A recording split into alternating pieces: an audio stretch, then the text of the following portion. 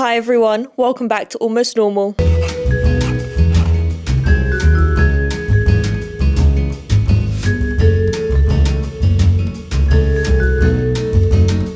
I literally just woke up from a 3-hour nap. I woke up, went out to breakfast, was at breakfast for an hour, 2 hours, came home, fell asleep for 3 hours. I don't know what's wrong with me. Don't know if we call that depression or just anemia, possibly. I'm not sure, but I feel like I sleep a lot more than the average person, hence the endless Celsius drinks.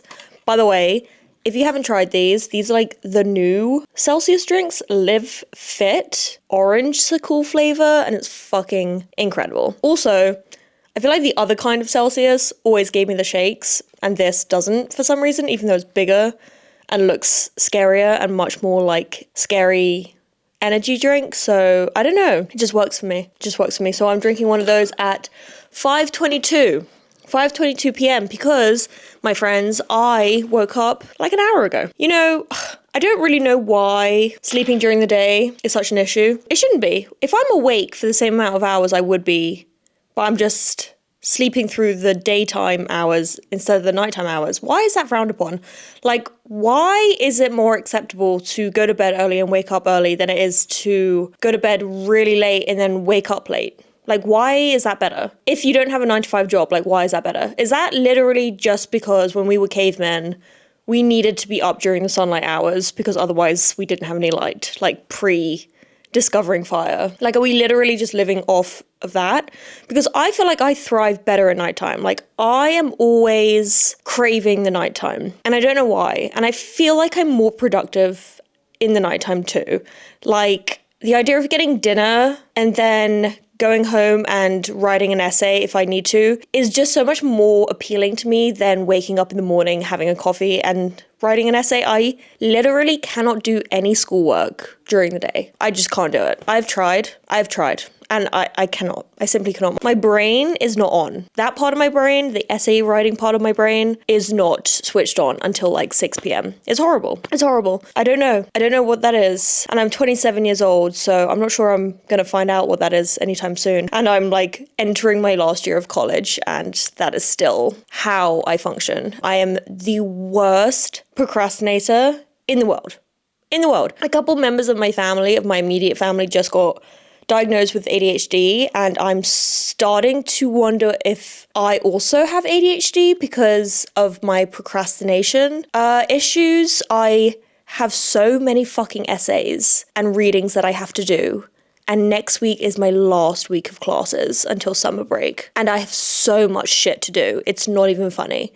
My schooling is so easy, okay? They're so relaxed at my school. If I just worked on a proper schedule, you know, did one of the readings a week, one of the little essays a week, like whatever, my life would just be so calm and easy, you know? It would just be so nice. I would have no stress. I mean, I'm sure my brain would come up with something else to be stressed about, but in that way, I would not be stressed because I would just have everything done. Like, the workload at my school is not big, okay? They really prioritize art making over essays and anything like that. So the workload is easy. The workload is not the struggle. You know, the struggle is that I save everything that I have to do till literally the last week of class. I was talking to my friend the other day, actually. It was kind of funny. And she was like, I have so much shit to do. And I was like, I also have so much shit to do. Like, it's insane. And I was like, my life would be so easy if I had just done everything on time. You know, I could make my life so much easier.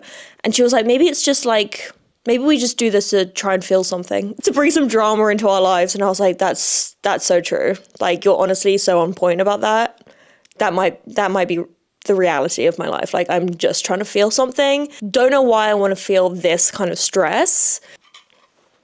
Anywho, I have a hyperfixation song at the moment, and my hyperfixation song is Party For You by Charli XCX. And I know, it's going viral on TikTok, and I'm going to be so honest with you guys, that's how I discovered it, okay?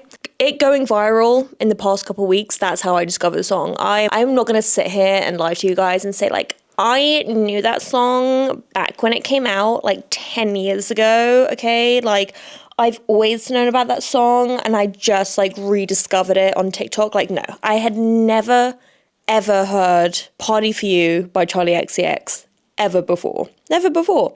It was complete. Excuse me. It was a complete discovery for me. It was a complete discovery.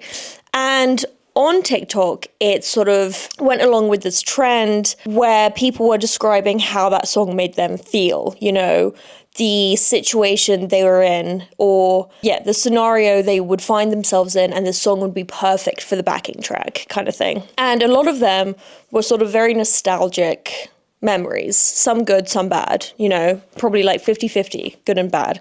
And every time I listen to this song, even though I've never heard it before, and I haven't, like, even though I've never ever heard it before, it has no connection to any past event I've ever been through. That song brings up nostalgia for me like nothing has ever brought up nostalgia before, okay? It sends me into a spiral of memories from my past. And every single memory it brings up is completely romanticized. Like, I am sure that the memories that are coming up did not go anywhere near how my brain remembers them, okay? Nostalgia is the weirdest fucking thing. I was talking to my husband about it the other day, and I was just like, why is it when I think back on memories of me as a teenager or a young adult or whatever, or a child, not that I have many memories of being a child, though I think I do, but I think they've been like fabricated. But anyway, why when I think back on my life, is it so romanticized? Everything is so perfect, okay? And because of that, I question all of my past decisions. I start to question everything that I've ever done because I'm like, oh, if that moment in my life was so amazing, if that moment in my life was so great, so wonderful, such a beautiful moment, why did I do that to make it end? Why did I leave? Why did I not hang out with that person anymore? Why did I do this? Why did I do that? Like, oh, I would do anything to go back and do that now. But it's just like, if I really think about it, like at the time, there was probably reasons I made those decisions. And nostalgia can be great, but it also can be a fucking little bitch because it's literally making me rethink my whole life. Of course, I have good memories of being a teenager. Like, there's no question about that. I know I have good memories of being a teenager and, you know, an early 20-something. I know I do, okay? I did have some joy in my life, but as a teenager and a young adult, I was a deeply troubled person, okay? I was not a happy-go-lucky kind of person in any way, shape, or form. I was so depressed. I was so sad. I was so anxious. I hated life. I had to make some big fucking changes to try and improve my life because otherwise, like, I did not want to be here anymore. And nostalgia is so strange because I will think back on all of those moments, okay? The moment I decided I had to get sober because my drinking was out of control. Like, the moment I fell out with this friend because I got wasted and I acted a fool and I called her a bitch for no reason. Like, it's completely erased all of those memories of me being an asshole. And it's just completely put this like rosy blanket on top of all my memories. And it's kind of nice. It's like, oh, okay, great. Like, it's nice to think that my life has always been happy. I know it hasn't, but it's kind of nice that you're doing that for me. It feels a little bit of like maybe it's like a survival, you know, technique of the brain to sort of bring us joy, to make us want to keep living, you know, knowing the past was so great. Maybe that motivates us to make the future even better. I have no idea. But it also causes me to rethink so much about my life and makes me question everything that I've done and makes me second guess so many decisions I've made, okay? And I don't like that bit of it. I did a little bit of research on nostalgia because from most people I've asked when they're faced with a moment of nostalgia always say that it's a pleasant memory. It's a pleasant moment. And I did find that curious. I did find that interesting. So I did a little bit of research on it because I was like, why is that? You know, like maybe it's a survival technique, but don't our brains want us to remember the bad times so we like don't do that again? You know, as a sober person, nostalgia can be really, really fucking dangerous because it can make me crave a time in my life where I was drinking. And I got sober, okay? 3 words, I got sober. You do not get sober unless shit hit the fan, especially at 22 years old, okay? No 22-year-old is voluntarily getting sober just for funsies. Like, they're not, okay? If you decide to stop drinking at 22 for other reasons, like, that's different, okay? But if you were like me, and you loved drinking and getting fucked up, like, it went really wrong at some point, and that is why I decided to stop, okay? I know that I did not voluntarily do that, and so nostalgia for me can be quite dangerous because I can start to crave these moments in my life where I wasn't sober, and then I can be like, oh, but my memory is making it seem so lovely, like, maybe I was overreacting, maybe it wasn't as bad as I thought it was gonna be, or I thought it was, you know? And like, thanks, nostalgia. Love that. I love that you're sort of like sugarcoating everything in my life because, you know, it's nice to have fond memories of the past. But at the same time, you have to remind me that it wasn't as good as I think it was because we're getting into dangerous territory now. Okay, I'm listening to Party For You by Charli XCX and I am romanticizing every single fucking moment of my life, okay? I am romanticizing everything in my life but my present and my future. I am romanticizing everything that has already happened to me and it's making me feel like I want to do it again. And I don't think I do, okay? Being at the pub with friends was so fun, but multiple times I would go home early because I just like wasn't feeling the vibes. Or I would get way too drunk and ruin the night. Anyway, just to give like a brief personal reflection, I left London because I was not doing anything with my life. I was very unmotivated. I really had this deep desire to leave, which meant that I did not want to commit to anything in London, you know, relationships, jobs, anything, because the idea that I would have to be stuck in London for any more time just like killed my brain. I couldn't deal with it. I just, it was something for some reason and I can't understand it now, but back then I know that I could not spend another year in London. Like, it just was not going to work out for me. So I did so much work to leave, and I did eventually. And at the time, I know how happy I was to leave. Okay, which indicates that there were some problems happening in London that I didn't want to be around, okay? It does indicate that my life in London was not as perfect as nostalgia is making it out to be, because I did leave, okay? There was a point in my life where I left. I figured out a way to get a job in America. I booked a ticket and I got on a 12-hour flight, got here, and then stayed, okay? That indicates that not everything was like totally groovy in London. Do I miss parts of London? Yes. Do I love going back? Yes. Do I love all of my friends there? Absolutely. But my nostalgic brain can sometimes be like, we shouldn't have made all those decisions, you know? Like, we could still be living in London if you didn't make all those decisions. And it's so interesting because it's like, I know that if I was still living in London, I would probably have very little nostalgia about it because I would still be there. Probably not enjoying myself as much as I have enjoyed myself in LA. I love LA. And you know what's interesting is if I were to move back to London and I listened to Charli XCX Party For You, I would probably start being nostalgic about LA and being like, why did I leave? Okay? I was not happy in London. I know that. I wrote a little research paper on nostalgia for us, so I'm gonna read it. Yeah, okay. Why do we romanticize the past? There's a strange thing that happens when we hear a certain song, catch the scent of something familiar, or scroll past an old photo. Suddenly, we're transported back to a different time. A time that often feels simpler, happier, or even somehow better than the present. Even if, logically, we know we weren't always happy then, the past feels like a soft, glowing place we can't help but return to in our minds. Recently, I experienced this myself while listening to Party For You by Charli XCX. I never thought I would put Charli XCX in a science essay, but here we are. Every time I hear it, it's like I'm back in London, even though I left because I wasn't happy there. When the song plays, all I feel are the bright, exciting, free moments. None of the loneliness or dissatisfaction that pushed me to leave. It's made me reflect on why our minds do this. Why do we romanticize the past? Why does nostalgia have such a powerful, almost addictive grip on us? Let me just get comfortable for this one.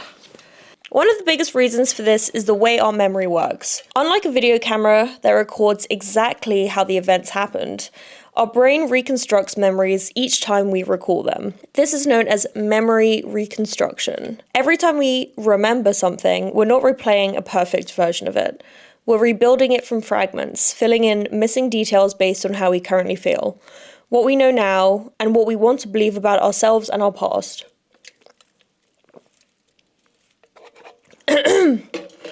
Because of this, our memories are constantly changing, whether we realize it or not. The psychologist Elizabeth Loftus famously demonstrated how easily human memory can be distorted. Over time, memories shift and reshape, often without us even noticing. But why do the good parts seem to stick while the bad parts fade? This is due to a psychological phenomenon called rosy retrospective. So interesting. Our brains naturally highlight the positive aspects of our past experiences and downplay or even forget the negative ones. This isn't just wishful thinking, it's a survival mechanism. This is literally what I thought before. If we remembered every embarrassing moment, failure, or pain as vividly as the good times, it would be emotionally overwhelming. Instead, our brains filter out what's painful so we can move forward without being weighed down by regret or sadness. There's also something called the fading effect bias, which shows that negative emotions connected to memories fade faster than positive ones. This bias helps us maintain a more optimistic view of our life story, encouraging resilience and emotional stability. On a neurological level, nostalgia activates the brain's mesolimbic dopamine system, the same system that lights up when we experience pleasure. When we think about happy moments from our past, our brain releases dopamine, giving us literal chemical reward. This makes reminiscing feel good and encourages us to do it again. This is also why we often find ourselves seeking out nostalgic experiences during stressful times. Research has shown that nostalgia can reduce feelings of loneliness, provide comfort, and even make us feel physically warmer. It's like emotional self-care.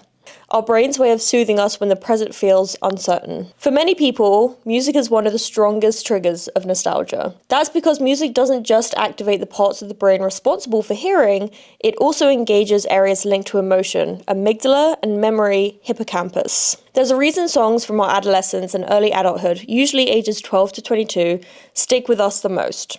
This period is known as the reminiscence bump, a time when we form particularly vivid and emotionally intense memories. Music from these years becomes tied to our sense of identity and our memories of growth, change, and firsts. First loves, first heartbreaks, first moments of freedom. But nostalgia isn't only triggered by songs we actually heard in the past. Sometimes we encounter a new song for the first time, and it still brings back vivid emotions or the feeling of another time in our lives. This happens because of a phenomenon called nostalgic resonance. Nostalgic resonance occurs when a new song mimics the sound, production styles, melodies, or lyrical themes of music we associate with a certain era or emotional period. Even though the song itself isn't linked to a specific memory, the aesthetic cues, like a dreamy synth line, a vocal effect, or a certain chord progression, signal to the brain, this feels like that chapter of my life. Music producers often intentionally pull from older styles or emotional motifs because they know it creates a sense of familiarity and warmth. So when Party For You plays and I'm transported back to London, it is not because I heard that song at the time, but because the song recreates the atmosphere, emotion, and identity of who I was then. Nostalgia also plays an important role in shaping our sense of identity. Psychologists refer to this as temporal self-continuity, the idea that despite changes over time, we perceive ourselves as essentially the same person throughout our lives. Nostalgia reinforces this continuity by connecting our past selves to our present. It reminds us that we've experienced joy before and we can experience it again. This process provides psychological resilience. When we feel lost, nostalgic memories remind us of who we are and where we've come from.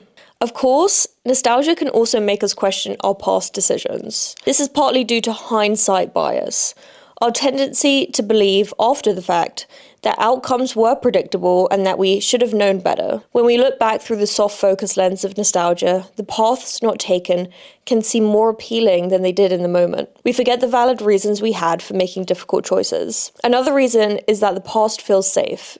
It already happened. There are no surprises, The future, however, is full of uncertainty. When the present feels overwhelming or the future seems unclear, our minds retreat to the comfort of what we already know, even if it wasn't perfect. In moderation, nostalgia isn't just normal, it's healthy. Studies have shown that it can increase feelings of social connectedness, enhance positive moods, and even reduce anxiety about death. In other words, nostalgia helps us make peace with the past and feel hopeful about the future. But when nostalgia becomes excessive, it can be limiting. If we idealize the past too much, we may avoid new experiences or become trapped by regret. Nostalgia should be a source of comfort and meaning, not a reason to fear change or growth, which is literally what I go through every time I get nostalgic. For some reason, I deeply start to regret all my decisions, even though if I really think about them, I know that they were the right thing to do at the time. When we romanticize the past, we're not lying to ourselves. We're doing what humans have evolved to do. We edit our memories, emphasize the good, and use nostalgia as a tool for coping, resilience, and meaning making. It reminds us of who we've been, what we've loved, and what's possible. So when a song like Party For You transports me back to my London days, I try not to question whether my memories are accurate. Instead, I see it as my brain's way of saying, look how far you've come, and remember, you can feel that alive again. Anyway, I just find that also interesting. Before I did any research into it, I did assume that nostalgia, the idea of nostalgia, does have something to do with survival. It's a survival mechanism, especially for people that have really gone through hard times. It's kind of a way to allow people to keep going, by erasing some bad things and sort of romanticizing everything else that happened. But it can be a fucker sometimes. And I've noticed that, I am so happy in my life right now, and I am the best version of myself I've ever been. I think I can say that with confidence. I wouldn't trade my life with the life I had before. And if I really think about it, I know that. But nostalgia can just be a little tricky asshole and come in and be like, maybe you should have done that. Maybe you should have done that. I have boyfriends and relationships, and, I got myself into situations that I would never ever want to get into ever again. And my brain has such an interesting way of taking all of those memories and making them seem so magical, so amazing. I have people from my past who are not doing the best now, and I know that if I had stayed with them, or if I, built a proper life with those people, then I would probably not maybe even be alive today. It's not a life that I would have been happy in. And I know that if I really, really think about it. But my mind, it just wants me to keep going, and I have to just say thank you. It just wants me to keep living. It wants me to be motivated to continue on life's path. And I understand that.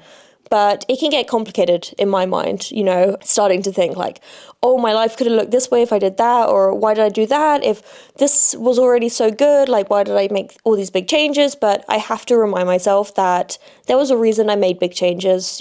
Life was not as good as my memory is making it, and I just have to be grateful for my mind for wanting me to continue on and develop in my own life.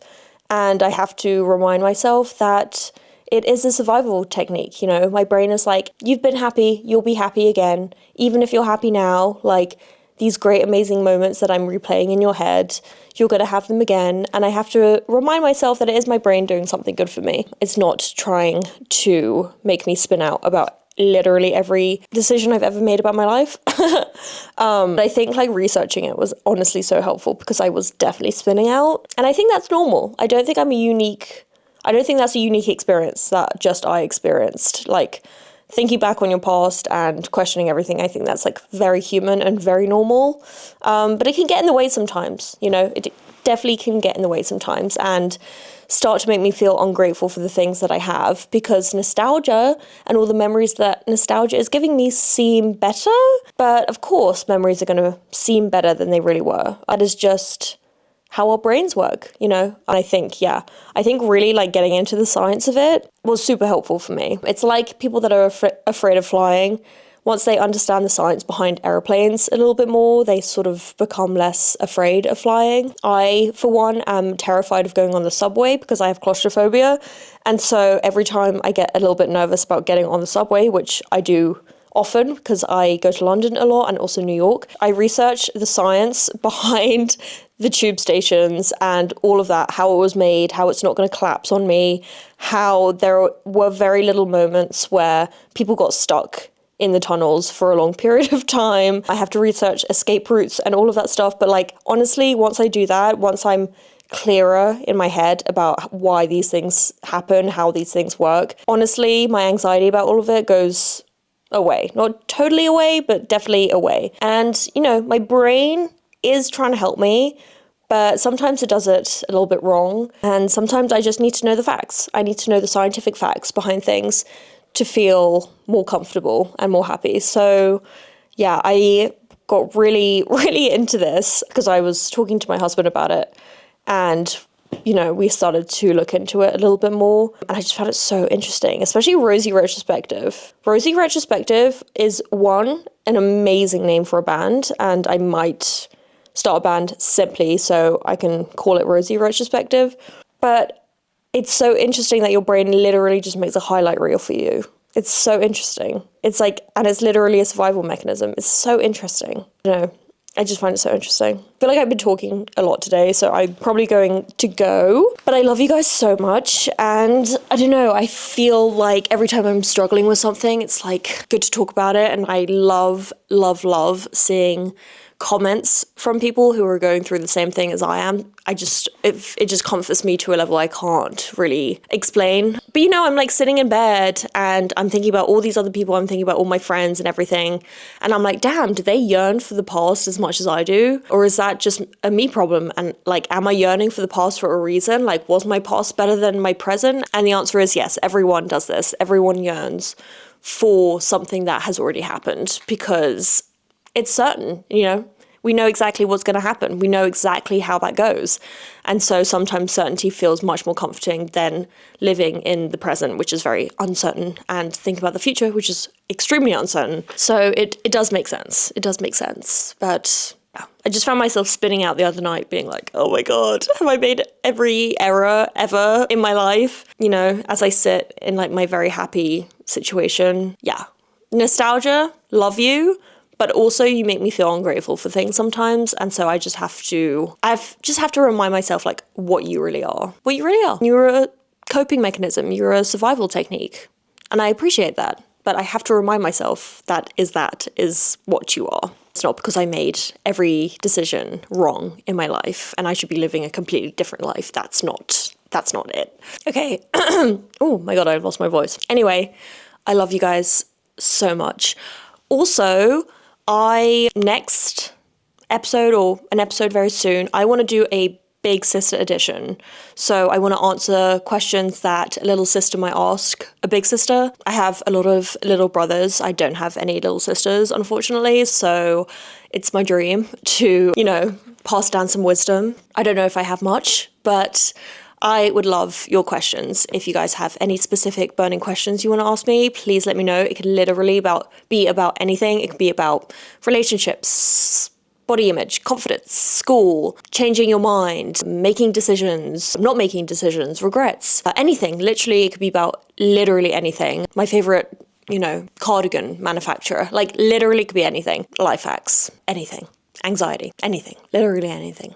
Marriage, anything. I can't give any advice on children, but you can still ask me and I can give it a good go, okay? But comment your questions down below because I would really, really like to hear them. I can obviously just like Google questions and see like what makes the most sense, but I would love to answer actual questions from you guys.